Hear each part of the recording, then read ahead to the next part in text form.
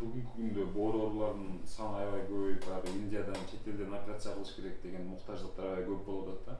Деги эле булардын санынын көбөйүшүнө эмне себеп болуп атат, ушул боюнча айта кетсеңиз дарыгер катары. Саламатсыздарбы? Мен Жомарт Сатыбалдиев, инфекционист гепатолог дарыгеримин. Ушул суроо өтө сонун болду. Бүгүнкү күндө вирустук гепатит Б жана С деген оорулар бар да, көбүнчө өнөкөт түрүндө табылат. Анан көңүл бурбай жүрө бергендиктен билбестен ооруну өткөрүп алат дагы. Бул цирроз деген кабылдоого алып барат. Цирроз деген эмне? Боордун клеткалары өлүп, боор катууланып кетет, өзүнүн функциясын, милдетин аткара албай калат. Анан ичине суу толот, мурду канайт. Анан боор таптакыр жабыркап, жарабай калат да. Ошол мезгилде анан боорду алып салып, ордуна жаңы боор которуу операциясын жасаш керек. Ал операция Кыргызстанда жасалбайт. Мына биздин пешенебизге Индия бар экен, ошол мамлекетте жасалат. Ошон үчүн өзүңүз көрүп атасыздар, азыр социалдык тармактарда, интернет, Facebook, WhatsApp, көчөдө мына Ош шаарында эле көрүп атасыңар, ар бир аялдамада деле баягы атайын эме коюп алып, куту кармап көтөрүп тургандар, микрофон менен сүйлөп аткандар толтура, атайын мероприятие өткөрүп аткандар толтура да. Ошолор акчадан жардам берип коюңуздар. Себеби бул боор которуу операциясы өтө кымбат турат. Кыргызстанда бул операция жасалбайт, өзүңүздөр жакшы билесиздер. Ошол вирустук гепатит деген ооруларды өз убагында табуу, дарылоо, профилактикалык текшериштер жетиштүү өлчөмдө жүргүзүлбөгөндүктөн качан гана кабылдап кеткенде тоокко окшоп какылдап айгайлап чыгып атпайбызбы? Мына ошонун айынан болуп атат. Азыр ушул гепатит Б боюнча айттыңыз. Деги эле бул кантип, кандай жолдор менен жугат да адамдарга? Эң жакшы суроо экен. Гепатит Б кантип жугат? Гепатит Б, С деген оорулардын 3 эле жуга турган жолу бар да. Биринчисин айтып өтөйүн.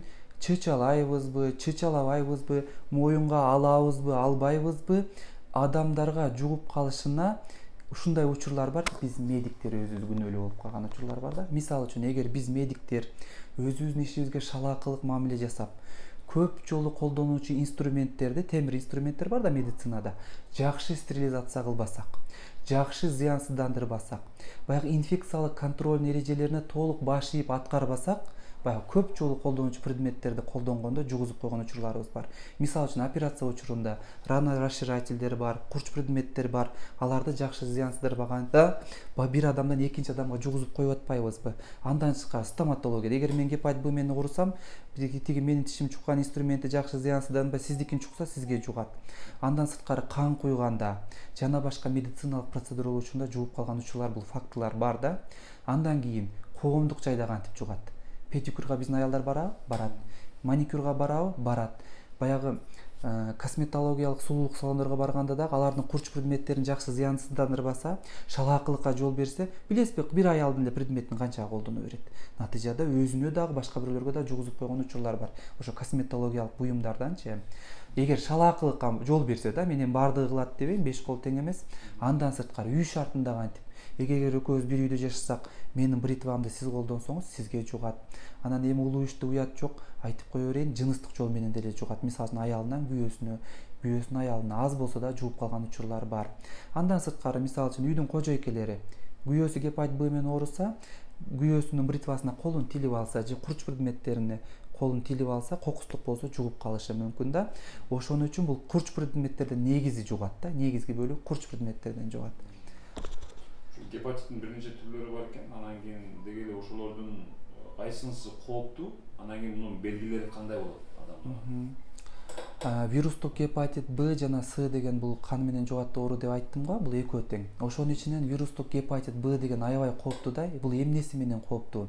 Биринчиден, көп учурда билинбестен өтөт да. Адам абсолюттук түрдө иш жөндөмдүүлүгүн сактайт. Экөөбүз суу адам болуп турабызбы азыр? Экөөбүздөн эч айырмаланбайт да. Анан дагы жаман жери, гепатит Бнын дельта деген досу бар. Гепатит Бга дельта деген вирус келип кошулса, дарылоо кымбатка, кыйынга, татаалга туруп калат. Мында Кыргызстандын эле шартында эмес, бүткүл дүйнөлүк шартта, даже медицинасы өнүккөн мамлекеттерде дарылоо кымбатка, кыйынга жана кошумча кыйынчылыктар жаралат да. Эми муну азыр өтө кеңири айтып отурганга менде убакыт жок, ошо кыска эле айтып берип койдум. Ал эми гепатит С деген бар, бул анчалык опасный эмес. Бул деле белгиси жоготот, бирок дарысы бар да бүгүнкү күндө. Дарысын 3 айдан 6 айга чейин ичип койсоң эле айыгып калат. Ал дарылар Кыргызстандын шартында жеткиликтүү эле. Ушул вирустук гепатит Бнын дарылоого дары-дармектер, керектүү шарттар Кыргызстанда барбы? Анан негизи ушул ооруларды дарылоодо медицина кандай бир ийгиликтерге жетишти да?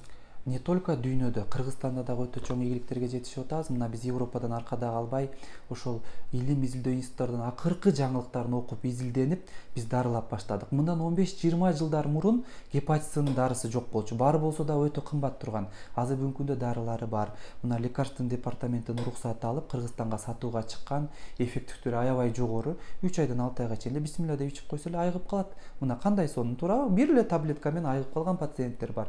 Бул да болсо медицинанын жетишкендиги. Анан мындан 20-30 жыл мурун же болбосо канча бир жылдар мурун гепатит Бнын дарысы жок болчу. Бүгүнкү күндө дарылар бар, вирустарды өлтүрө турган. Эгер муктаждык болсо, чындап эле көрсөтмө болсо, ошо вируска каршы дарыларды берип, биз циррозго жеткирбей айыктырып койсок болот. Бүгүнкү күндө гепатит Б 100% ийгиликтүү дарыласа болот деп айта алам мен. Мен эле эмес, окумуштуулар дагы ошентип айтат. Гепатит Цны дарыласа айыгабы Кыргызстанда ушул дарылар бар? Туура айтасыз, гепатит С айыкпайт, бул аябай жаман оору деп мурун 15-20 жыл мурун айтат эле. Бул эски жаңылык. Кудайга шүгүр, Алланын мээрими кең. Бүгүнкү күндө дарылары бар, ичип коет, 15 күндө айыгып кетет. Кийин көчөдө көрсө бизи салам деле бербейт. Себеби эшеги суудан өтөт, айыгып кетет да андай пациенттер. Азыр ушул гепатит Б менен Сында баягы адамда оорунун белгилери болбойт, билинбейт деп айттыңыз да. Эми ошол кишиде гепатит вирусу бар экенин кантип билебиз анда мисалы? Туура айтасыз.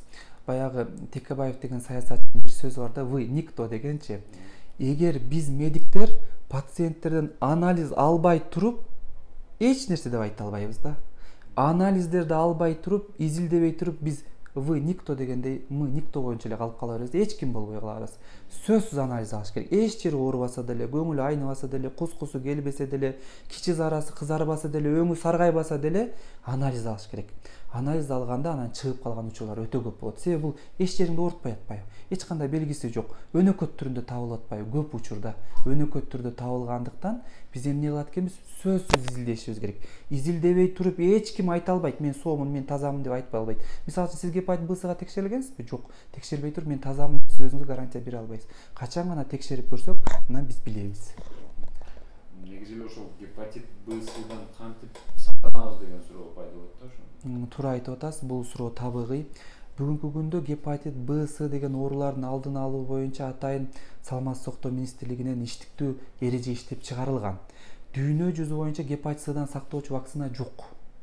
Бирок гепатит Бдан сактоочу вакцина бар да. Гепатит Бдан сактоочу вакциналардан мурун биз пациенттерди текшеребиз.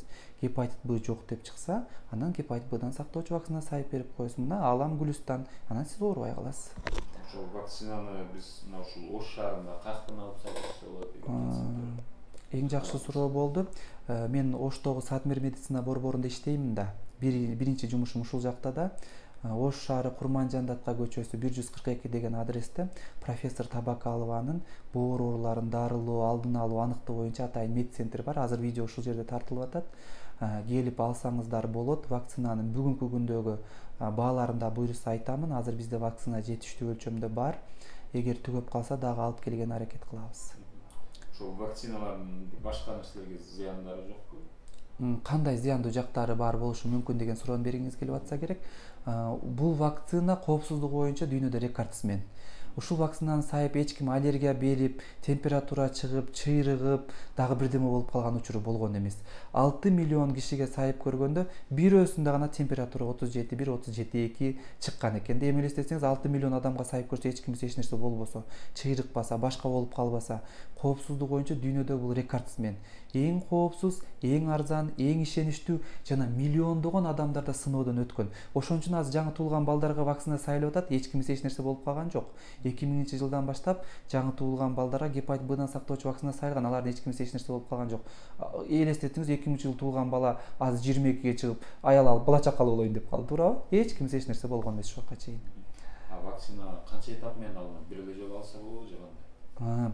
Гепатит Бдан сактоочу вакцинаны сайуунун өзүнүн схемасы бар. Мисалы үчүн, сизди текшеребиз гепатит Бга, анан үй бүлө мүчөлөрүңүздө да эч кимде гепатит Б жок. Анда сиз бүгүн аласыз, 1 айдан кийин аласыз, жана 6 айдан кийин аласыз да. Бул пландык схема деп аталат. Эгер сиздин үйүңүздө жубайыңыз же сиз менен үйдө жашаган кимдир бирөө гепатит Б менен ооруса, анда сиз бүгүн аласыз, 1 айдан кийин аласыз, 2 айдан кийин жана 1 жылдан кийин аласыз. Бул тездетилген вариант деп аталат. Андан сырткары элестетиңиз, медперсоналмын, сиз гепатит Б менен ооруган киши пациентсиз, сизге сайылып аткан ийне мага кокустан сайылып кетти. Эмне кылуу керек? А мен болсо вакцина алган эмесмин. Демек медперсонал кантип сактаныш керек? Эгер ошо медперсонал гепатит Б'дан сактоочу вакцина албаган болсо, ошол күнү гепатит Б'дан сактоочу вакцинанын биринчи дозасын алыш керек. Ошол эле күнү гепатит Б'дан сактоочу иммуноглобулин деген зат сайылыш керек. Анан 7-чи күнү гепатит Б'дан сактоочу вакцинанын 2-чи дозасы, 21-чи күнү 3-чү дозасы жана 1 жылдан кийин сайыш керек. Мына ошондо жукпай калуу шансы бар болот да. Андан сырткары балдар апасынын аласынан ыңа деп эле туулганда эле биринчи эле ошол күнү эле гепатит Б'дан сактоочу вакцина сайылат. 2 айлыгында, 3,5 жана 5 айлыгында сайылат. Бул процедура 2000-жылы башталган. Ал эми 2000 жылга чейинкилерге мындай вакцинаны албай калган да. Б'нын кого бар экен, эмнеге Ц'нын вакцинасы дүйнөдө жок? Эң сонун суроо экен. Мен ушул суроону угуп аябай кубандым. Гепатит C'дан сактоочу вакцина ойлоп тапкан окумуштуулар аракет кылган. Бирок гепатит С вирусунун сыртында мындай менин халатыма окшогон кабыкчасы бар да. Ошол тез-тез кийимин өзгөртө бергенден биздин иммунитет таанып үлгүрбөй калат экен дагы. Биз сайган вакцинадан эффект болбой жатат да. Ошо гепатит C'нынчы. Ошондуктан жеткиликтүү, эффективдүү, аябай сонун вакцина бүгүнкү күндө ойлоп табыла элек. Гепатит Б'га дельта кошулган аябай кооптуу болот деп айтыңыз. Деги эле бул дельта өзүнө ошол дельтадан дагы сактаныш керекпи? Ошол боюнча айта кетсеңиз. Ооба, туура айтып атасыз. Гепатит дельта деген бул өзүнчө самостоятельный автономный вирус, өзүнчө вирус да. Бул гепатит Б'га гана келип кошулат. Качан кантип келип кошулуп калат деген суроо туулат да. Элестетиңиз, сиз гепатит Б менен ооруйсуз. Элестетиңиз. А мен гепатит Б менен да, Д менен, дельта менен да ооруйм деп коеюн. Биз дельтаны Д деп кыскартып айтып коебуз. Б менен да жана Д менен да ооруйм. Анан менийнем сизге сайылып кетти. Эми сизге кайсы вирус келип кошулат экен? Д вирус келип кошулат экен. Өзү сиз Б менен ооруп аткансыз, а мен Б Д менен ооруткам. Мага сайылган ийне сизге сайылып кетти. Эми сизге кайсы вирус келип кошулат экен? Дельта вирус келип кошулат. Эгер гепатит Б өнөкөт түрү менен сиз ооруп жүрүп, ага бир күнү гепатит дельта кошулса, бул суперинфекция деп аталат. Суперинфекцияны дарылоо дайым татаалга, кымбатка, кыйынга турат. Не только Кыргызстандын шартында, бүткүл дүйнөдө. Гепатит оорусунун алдын алуу боюнча бир өкмөттөн атайын иш-чаралар жүрүп атабы? Эң сонун суроо бердиңиз. Бул өтө биздин жүрөгүбүздү эзген маселе да. 2000-жылдан баштап мамлекет өзүнүн капчыгынан акча бөлүп, бүткүл дүйнөлүк саламаттык сактоо уюму жардам берип атып жүрүп, 2000-жылдан баштап туулган балдарга 99-2000-жылдан баштап вакцина сайылып келе жатат. Ал маселе эмес. Мамлекет каржылап атат. Бай айтып бердим го, туулган күнүндө 2 айлык жана 3,5-5 айлык болгондо сайып берип атат. Бирок 2000-жылга чейин мамлекет эч кандай акча бөлгөн эмес да. Мисалы үчүн сиз 2000-жылга чейин туулгансызбы? 2000-жылга чейин туулгансызбы? Сизчи? Сиз деле 2000-жылга чейин туулгансыз. Мен деле 2000-жылга чейин. Бизге мамлекет тарабынан каржы бөлүнгөн эмес. Бирок министрдин 524-буйругу бар. Саламаттык сактоо министринин 524-буйругу бар. Ал 2018-жылы эле чыккан. Мамлекеттен жардам күтпөй эле частный медицинский, жеке менчик медцентрлерден гепатит Б'га текшерилип, вакцина ала берсин, акчасын өздөрү төлөй берсин. Биздин калкыбыз өзүнүн чөнтөгүнөн каржылай берсин деген буйрук бар. Ошон үчүн өзүңөрдүн жаныңардан алышыңарга туура келет. Сиз өзүңүз ушул жеке дарыгер катары сиздердин клиника ушул оорулардын алынуу боюнча мындай бир кандай иш-аракеттер жүргүзүп атасыздар жеке өзүңүз? Биз клиника эмеспиз, медцентрбиз, консультативный кабинетбиз да. Ушул оорулардын алдын алуу боюнча мен тынбай Facebook, WhatsApp, Instagramдан алдыма келген пациенттердин туугандарына чейин туура маалымат берип, ушул оорунун дарылоо, аныктоо, алдын алуу боюнча тынбай айтып келебиз. Ушу менен эле чектелип калбастан мен мында экинчи башка жакта да иштейм да. Дени сак эл деген ассоциация бар. Мына ошол ассоциациянын курамында мен врач-инфекционист гепатолог катары Кыргызстандын түштүгүн ар жекшемби күндөрү түрө кыдырып, акысыз консультация берип келүүдөмүн да. Андан сырткары азыр гепатит Б'сын аныктай турган болгону 15 мүнөттө эле аныктап берет. Бармактан 2 тамчы кан алып, ушундай методика чыккан, илим техника өнүгүп кетти, өзүңүз жакшы билесиз. 15 мүнөттө эле аныктап койсо болот. Ошо кыдырып элди ушинтип аныктап берип жатабыз да. Бул көбүнчө платный основанияда акча төлөө. Себеби бизге эч ким тест полоскалерди бесплатно бербейт да. Ошон үчүн биз платный основанияда Дени сак эл ассоциациясынын мүчөсү катары ошо анализди жасаганды мен өзүм билемин. Атайын ошого окуганмын. Ошондой анализдерди жасап берип, чыгып калгандарды гепатит Б'сы чыгып калгандарды циррозго жеткирбей дарылап, чыкпай калгандарын болсо вакцина алгыла деп. Анан үй бүлө мүчөлөрүнө дагы айтып, ушу райондон айрыкча Кыргызстандын түштүгүн төрө кыдырып, боор оорулары боюнча консультация берип келе жатабыз. Мен жакында эле Базар Коргон районуна барып келдим. Эми буйрса мына бул воскресенье дагы барам. ушул сиз кылдырып жүрөм деп атпайсызбы, деги эле ушул сиздердин ушул иш аракеттериңиздерди, идеяңыздарды колдоп каржылагандар барбы эл арасында? Жок да. Орустарда жакшы сөз бар да, к великому сожалению, миң өкүнүчтүүсү колдогон адам жок. Ошо Дени сак эл ассоциациясындагы врачтар бизге айлык төлөп бербейт. Тамак ашыбызды, жол киребизди эле эч ким төлөп бербейт. Биз өзүбүздүн жаныбыздан чогултуп, элибиз үчүн кылайлы деп, өзүбүздүн кичинекей фондубуз бар, дайыма эле аны өзүбүздүн жаныбыздан чогултабыз. Ар жылы өзүбүздүн жаныбыздан чогултабыз. Анан көпчүлүк учурда мындай демөөрчүлөр чыгып калат. Мисалы үчүн кайсы бир айыл өкмөттүн жетекчиси же райондун акими: урматтуу Дени сак эл ассоциациясынын мүчөлөрү, бизге келип берсеңиздер, силердин жол киреңерди, бир күндүк тамак ашыңарды төлөп берейли дагы, өзүңөрдүн оборудованияңар менен келип, баягы медициналык жабдыктарыңар келип, элибизди текшерип берсиңиздер деп баягы суранып калышат. Анан ошондо эми бул да жакшы демөөрчүлүк, аз болсо дагы. Эми жоктон көрө жогору жол кирени төлөп берип атпайбы? Хотя бы жаткан күнүбүздү төлөп берип атпайбы? Ошо акимчилик, айыл өкмөттөн эми бир айылда уучу куруу эмес, элде кичине акчалуулары бар. Ошолор кээде мен өзүмчү дагы сиздерге кичине жардам берип коеюн деп бир аз акча берет. Бирок бул көп деле болбойт да. А элди массовый текшергенге ал акча жетпей деле калат.